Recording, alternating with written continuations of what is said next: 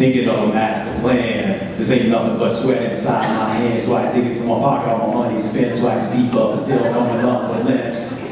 I used to really like that when I was a kid, but now I like it a lot more. And one thing that I like a lot is espresso. I live very close to INSEAD, and every morning I walk through Fusionopolis, and on the way I stop and I get an espresso, and they know when I get my espresso that the shot should be between 19 and 23 seconds. That's the timing. And when they hand me my espresso, they say, this shot was 22 seconds, this one was 23 seconds, and they hand it to me, and I'm very grateful when they do that. This is the world right here. And this is an unfortunate world as I've drawn it, and this is a partially better world. And I will try to give you, if you remember from high school, maybe you read King Lear, there's a famous quote by Kent in it. He said, I will teach you differences. And in a sense, my talk is about differences, and my talk will be probably the most banal one of the evening, but I hope whenever you have drinks outside, whenever you have some of this nice Rioja back there afterwards, that you'll appreciate maybe this picture. And this is a much better world, and actually kind of looks like Singapore, I realized. I drove yesterday in Starbucks. And this is the world that I want you to actually strive to have for yourself. And the point of my talk is actually about distinctions. My claim is that if you have the ability to draw distinctions, then life is much more interesting. And what I'm going to focus a lot on is I have this in my hand, which is a drum machine and a sampler. And I started off with, that rap was by Rakim, Eric B. and Rakim, something from Paid in Full way back. And when I was 14, I didn't appreciate it nearly as much as I do now when I have this. Some of you drink wine. Sometimes you ask someone, would you like some wine? What kind of wine do you like? Often you'll get a response, I like white wine. I like red wine. And if that's as far as the distinctions can go, then I don't think that your life is as rich as it could be. One could make additional distinctions. I would like a dry red wine. And if you start to see wine in that way, then I think that life would be much more interesting than if it's just that blob amorphous world that didn't have any distinctions. We can go from that to, you say, I would like something that is dry and red and earthy. You know what, I really like wine that has a hint of burnt coconuts.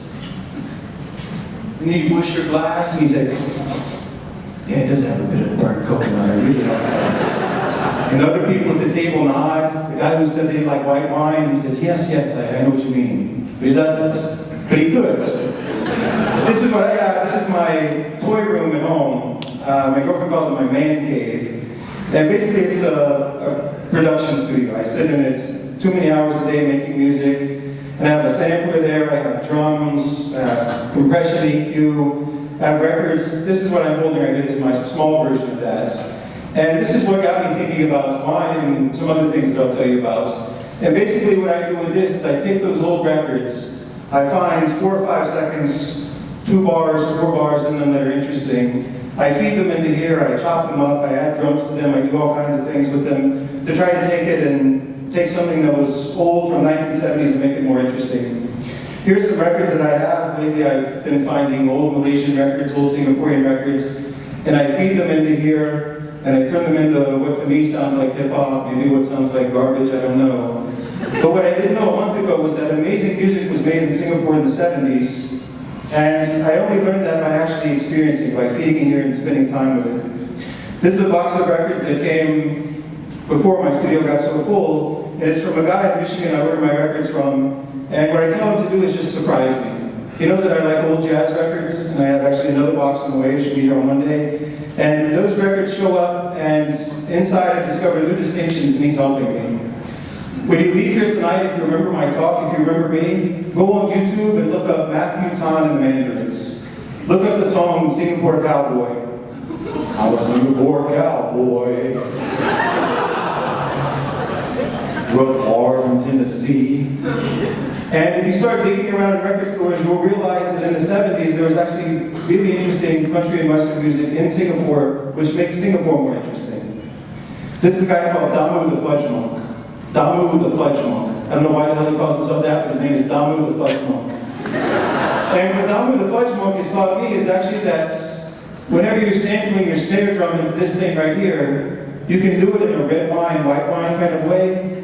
or you can do it in a very high-dimensional, more interesting way.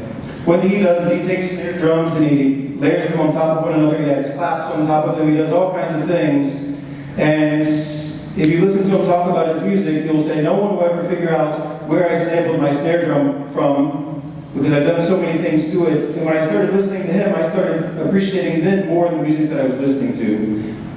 I was a fiend before I became INSEAD. I really liked that when I was 14, but when I started doing this, now when I listen to music, and I'm almost always listening to music, I hear so much more than I heard before because I appreciate distinctions.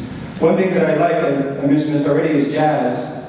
And if you listen to jazz, actually during the break there was some jazz playing. Maybe you missed it, but someone's playing, and you can hear the ride cymbals. And if you start listening, there are various ways that people play the rides. Steve Gadd plays it in a very straight way. Other people play it in a very different way. And when you start listening to jazz and you start thinking about the swing of the 8 notes, jazz isn't just elevator music that's playing if you start actually looking at it.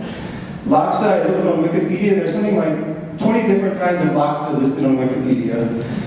My taxi driver asked me a couple days ago if I like durian. I said I haven't really tried it that much. He said you should get the D20, and I learned from him that there are all different kinds of durians. There's all different kinds of beers. I learned that from a friend of mine who makes his own beer. Socrates famously said that the unexamined life is not worth living. I don't know exactly what he meant by that, but I think we all have a kind of good idea. And I think it's basically to reflect, but I think we can actually do better than that. The point that I'm trying to make, I have to rush through it because of the formats, but the point is this, is that that first law, that undifferentiated life, where you just like white wine or red wine, and you don't smell the burnt coconut, when you don't appreciate Damu, the fudge monk's layered snares, when you don't appreciate Singapore because it had great country music in the 1970s, it's just a place with shopping malls, it's not that. Find these distinctions. The best thing that you can do is in your conversations, talk about distinctions. Find a random guy in the US who will send you records and allow him to create distinctions for you. Talk to people tonight, allow them to create distinctions for you. Find conversations with weird, strange people and learn something that you don't know. Appreciate distinctions. Cheese, laksa, D20 durians, all of it. Ride symbols, thank you.